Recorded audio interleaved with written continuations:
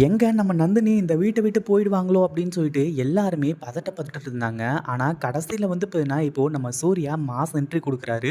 ஒரு பக்கம் நம்ம சூர்யாவோட என்ட்ரிய இந்த சுந்தரவல்லி கொஞ்சம் கூட எதிர்பார்க்கவே இல்ல.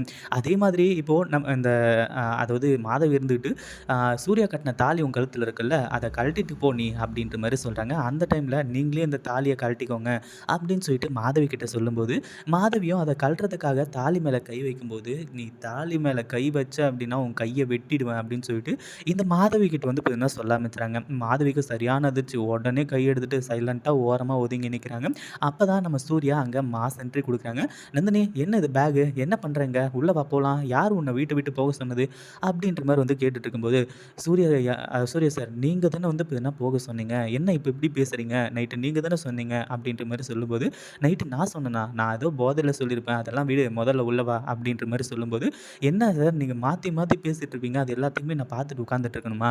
அப்படின்னு சொல்லிட்டு நம்ம நந்தினி வந்து சொல்றாங்க. இதுக்கு மேல தான் சரியான சம்பவமே வந்து பார்த்தீங்கன்னா காத்துக்கிட்டு இருக்கு. இத பத்தி நீங்க என்ன நினைக்கிறீங்க? இந்த வீடியோ பிடிச்சிருந்தா லைக் பண்ணுங்க, ஷேர் பண்ணுங்க. இப்ப தான் நம்ம